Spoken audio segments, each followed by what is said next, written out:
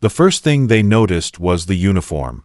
It was a simple, dark blue jumpsuit, a little worn at the elbows, with a logo they didn't recognize stitched over the heart. The second thing they noticed was the man inside it. He was black, in his late 50s, with a kind, weathered face and hands that spoke of a lifetime of hard work. His name was Elijah, and he was about to deliver the most shocking package of his life. He pushed a dolly stacked with cardboard boxes through the gleaming glass doors of Apex Innovations, a trendy tech startup known for its cutting-edge apps and its cutting-edge egos. The air hummed with the sound of expensive computers and entitled laughter. At the reception desk, a young woman named Chloe didn't look up from her phone. "Delivery goes around back to the loading dock," she said, her voice dripping with boredom. Elijah gave a patient smile. "Morning, ma'am. Instructions say front reception for a signature." With an exaggerated sigh, she finally glanced up. Her eyes scanned him from head to toe, a look of pure dismissal on her face. She snatched the electronic pad, signed with a furious scribble, and pointed a long nail toward the boxes. "Just leave them there. Someone will get them." As Elijah carefully unstacked the boxes, two young executives, Mark and Ben, walked by. Mark, smirking, nudged his friend. "Hey, man, new intern? Looks a little old for the program." They chuckled, not even bothering to lower their voices. Elijah simply kept working, his expression unreadable. He was used to this. For 30 years, as a delivery driver, he'd been invisible, a fixture in the background of important people's important days. He'd seen it all, the impatient glances, the snapped orders, the jokes made just loud enough for him to hear.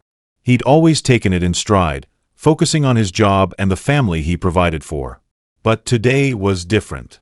As he turned to leave, the CEO's nephew, an arrogant young man named Jason, strode into the lobby. He was holding court, bragging about his new sports car to a group of junior employees. He bumped into Elijah's dolly, almost knocking it over. "Watch it," Jason snapped, brushing off his $1,000 suit as if he'd touched something filthy. He looked Elijah up and down with utter contempt. "You people need to be more careful. This isn't a warehouse, it's a place of business." The small crowd around him tittered nervously. Elijah stopped. He turned slowly, his calm eyes meeting Jason's arrogant glare. For a moment, the entire lobby seemed to hold its breath. "You're right," Elijah said, his voice low and steady, devoid of anger. It carried a weight that silenced the room. "This is a place of business. Or at least, it was." A confused frown creased Jason's face. "What did you just say to me?" Elijah didn't answer him. Instead, he walked back to the reception desk where Chloe was once again engrossed in her phone. He reached over and calmly picked up the internal phone handset. "What are you doing?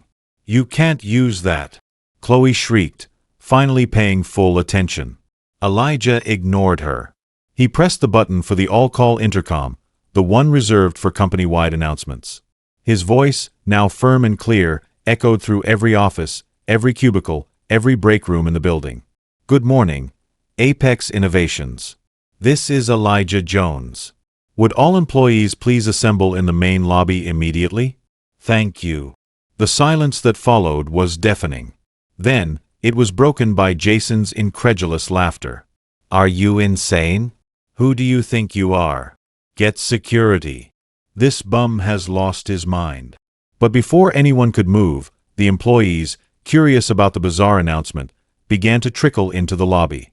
They saw their cocky leaders standing red-faced, and the delivery man standing calmly by the reception desk. When a sizable crowd had gathered, a tall, severe-looking woman from HR pushed her way through. "What is the meaning of this? Security is on its way. You need to leave now," she demanded, pointing a finger at Elijah. Elijah reached for the collar of his blue jumpsuit. In one smooth motion, he unzipped it and shrugged it off, revealing a perfectly tailored, immaculately pressed charcoal gray suit underneath. He reached into the pocket of the discarded jumpsuit and pulled out a pair of elegant spectacles, placing them on his face. The transformation was staggering. The unassuming delivery man was gone, replaced by a figure of immense authority. The HR woman's jaw dropped. Jason's smirk vanished, replaced by dawning, horrified recognition. He'd seen that face before, in the annual reports he never bothered to read. "My name," Elijah said, his voice now resonating with a power that filled the room, "is not Hey You, or Buddy, or some delivery guy. It is Elijah Jones. And for the last 3 months, you have known me as the majority shareholder and new owner of this company." A collective gasp swept through the crowd. Chloe's phone clattered to the floor. "When I acquired Apex," Elijah continued, his gaze sweeping over the stunned faces, "I didn't come in with a suit and a PowerPoint presentation. I wanted to see the real heart of this company. I wanted to see how the people at the top treated the people they considered beneath them. Because character isn't how you treat your CEO, it's how you treat the person you think can do nothing for you." He picked up a tablet from the reception desk. "And thanks to this," he said, tapping the screen, "which has been live streaming everything to the board of directors, we all saw the same thing." He looked directly at Jason, whose face was now as white as a sheet. "We saw arrogance." His eyes moved to Mark and Ben. "We saw disrespect." Finally, he looked at Chloe. "And we saw a profound lack of basic human decency." He placed the tablet down. A company's greatest asset is not its technology, it's its culture. And the culture here is rotten. Effective immediately, Jason, Mark, Ben, and Chloe, you are all fired. Please clean out your desks. Security will escort you out. The 4 stood frozen, utterly defeated. The other employees watched in stunned silence, a few hiding smiles of grim satisfaction. They had tolerated the toxic clique for years. Elijah turned to the HR woman, who was still speechless. "As for the rest of you," he said, his voice softening slightly, "we have a lot of work to do. Meetings will be scheduled this afternoon to discuss a new path forward, one built on respect, integrity, and the understanding that every single person in this chain, from the delivery driver to the CEO, is essential." He picked up his discarded jumpsuit, folded it neatly over his arm, and smiled, a genuine, powerful smile that reached his eyes. "Now, if you'll excuse me," Elijah Jones, billionaire owner of Apex Innovations, said, "I have a few more deliveries to make. It's important to finish what you start." With quiet dignity, he walked out through the same gleaming glass doors he had entered, leaving behind not just silence but the spark of a revolution that would reshape the company forever. Warns against the poison of a toxic culture. It shows that a company's, or a person's, greatest value isn't found in its surface-level success, but in its foundation of integrity, empathy, and respect for every individual. Everyone deserves respect, regardless of their job or appearance.